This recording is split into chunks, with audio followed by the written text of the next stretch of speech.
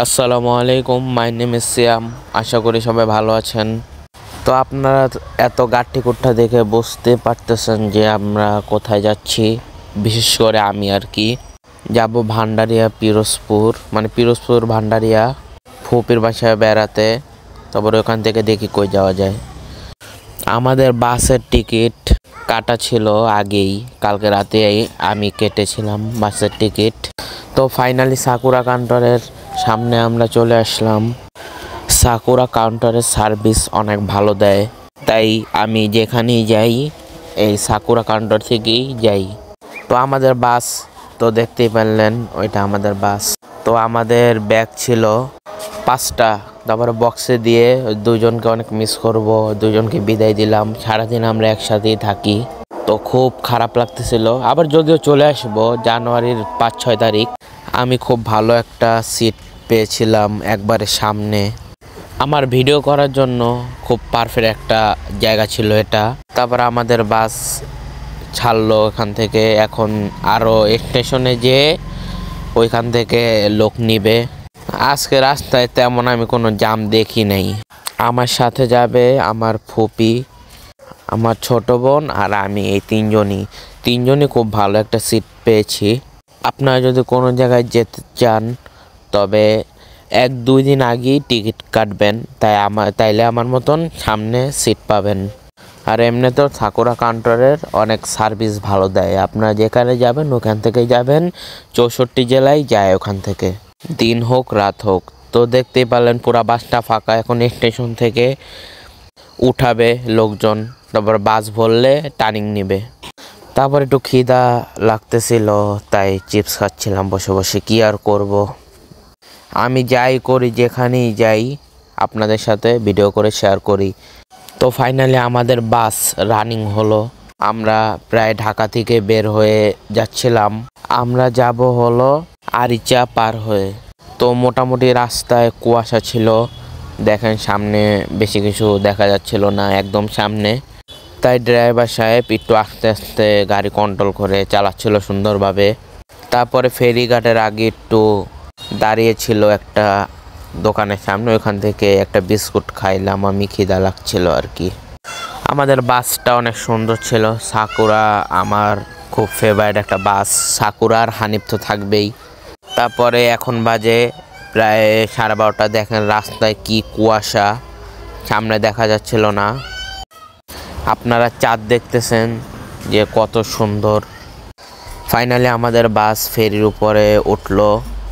একটা মজার বিষয় হলো আমি আলাপই পাই নাই যে কখন ফেরিতে উঠলো। আচ্ছা যাই হোক, তারপর একটু উপরে গেলাম, ভিডিও করলাম। তারপরে এখন দেখি কি করা যায়। তারপরে ফাইনালি আমাদের ফেরিটা ছেড়ে দিল। খুব আস্তে আস্তে সাবধানে চালাচ্ছিল। এখানে অনেকগুলো ফেরি আছে, তার মধ্যে থেকে আমরা যেটা ঘাটে ছিল আমরা ওইটাই উঠেছি। যাক, সমস্যা নেই, আস্তে আস্তে যাওয়াই ভালো, তাড়াহুড়া করা দরকার নেই। তারপরে চানাচুর বানানো খেলাম। চানাচুরটা সত্যি খুব মজা ছিল। আপনারা সবাই জানেন হয়তো, যত গতি তত ক্ষতি। তো আমরা সবাই সাবধানে চলাচল করব। বেশি জার্নি করলে বেশি খিদা লাগে, এটা আপনারা দেখবেন খেয়াল করে। তারপর আমাদের বাসটা খুব সাবধানে রিল্যাক্সে ফেরি দিয়ে নামতেছিল খুব সুন্দরভাবে। তারপর আমরা আরিচার এপারে এসে গ্রামের সাইডে চলে আসলাম। খুব ভালো লাগতেছিল, অনেক দিন পর গ্রামের দৃশ্য পেলাম এবং ঘেরান পেলাম আর কি। গ্রামে আপনারা যারা থাকেন অনেক দিন পর গেলে আলাদা একটা ঘেরান থাকে আর কি, ওই ঘেরানটা পাচ্ছিলাম। যারা ঢাকার মানুষ তারা তো গ্রাম উপভোগ করতে পারবেন না, হয়তো ট্যুরে আসতে পারেন। তো আরেকটা কথা বলি, আমার বাড়ি হলো বরিশাল পটুয়াখালী তো হয়তো সবাই চিনেন আর কি, ওইখানে আমার বাড়ি। তো আমি ভান্ডারিয়া থেকে তারপরে 4-5 দিন বেড়াইয়া তারপরে আমি যাব পটুয়াখালী অনেক সুন্দর রোড করেছে। তো আপনারা দেখেন 2 সাকুরা কিভাবে পাল্লা দিতেছে, একে অপরের আগে যাবে। যাই হোক, কেউ কারো কম না।